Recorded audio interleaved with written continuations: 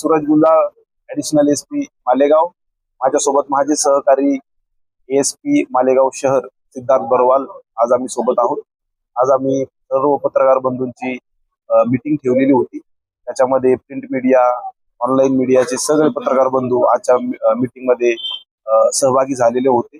आजच्या मीटिंगचा खरंच जे प्रायोरिटीचा एरिया होता तर गावामध्ये कायदा व सुव्यवस्था टिकवणे, त्याच्यासाठी पत्रकारांची लागणारी मदत, मग अफवावरती विश्वास न ठेवणे किंवा त्या बातम्यामध्ये तथ्य नाही अशा बातम्या गावामध्ये न पसरवणे यावरती आम्ही चर्चा केली. तसेच येत्या काळामध्ये गावामध्ये पोलिसांचे जे प्रायोरिटीचे जे प्राधान्याच्या गोष्टी असतील त्याच्यावरती चर्चा झाली. तर पहिली गावामध्ये जे नशाचं प्रमाण आहे त्याच्यावरती कसं काम करता येईल, मग आम्ही पत्रकार बंधूंकडून खूप सारे सल्ले त्याच्यामध्ये घेतले. तर नाईट राऊंड चेकिंग कशा पद्धतीने करायला पाहिजे, समाजाला त्याच्या प्रती कसं दायित्व समाजाचं त्याच्यामध्ये निश्चित केलं पाहिजे, आणि मॅन्युफॅक्चरिंग सेंटर पर्यंत पोहोचण्यासाठी आपण काय करायला पाहिजे याच्यावरती आम्ही चर्चा केली.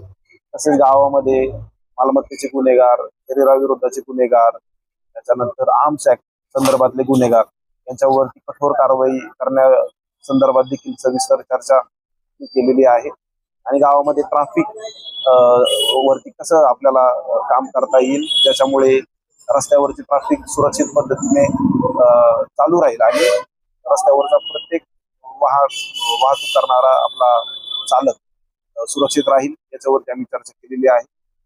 आज आपण एक मालेगाव पोलीससाठी एक व्हॉट्सअप नंबर देखील सगळ्यांसोबत शेअर करत आहोत. त्या नंबरवरती आपल्याला कुठल्याही अवैध धंद्याबाबतची माहिती असेल तर आपण त्या व्हॉट्सअप नंबरवरती त्याबाबत मेसेज करू शकता. त्याच्यामध्ये तुम्ही अवैध धंदा चालवणाऱ्याचे नाव, त्याचा नंबर, त्याचं लोकेशन, फोटो तुम्ही टाकू शकता. तो नंबरवरती आपली माहिती पूर्णपणे सिक्रेट राहील, तुमची प्रायव्हसी तिथे जपली जाईल. त्या बाबतीतलं जे ज्ञान आहे ते फक्त मला, आपले एएसपी सिटी, एएसपी कॅम्प आणि ज्या एका माणसाला तो ऑपरेट करायला दिले त्या चौघांना सोडून त्या बाबतीत कोणालाही त्या बातमीबाबत नॉलेज नसेल.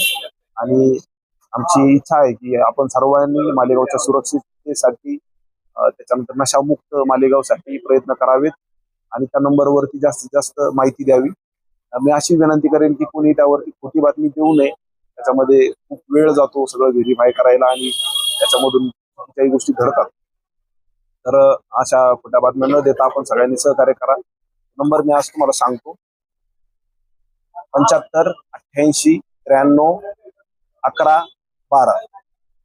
75 88 93 11 12. शेवटी मुद्दाम आम्ही 112 घेतलेला आहे, जो पोलिसांचा इमर्जन्सी रिस्पॉन्स नंबर आहे. तुम्हाला कुठेही कधीही काही अडचण आली आणि तुम्हाला जर असं वाटत असेल की पोलिसांना यामध्ये पोलिसांच्या सहकार्याची गरज आहे तर तुम्ही 112 वरती कॉल करा. तुम्हाला नियर बाय पोलीस स्टेशनची मदत तात्काळ उपलब्ध केली जाईल आणि तुमच्या समस्येचं समाधान केलं जाईल.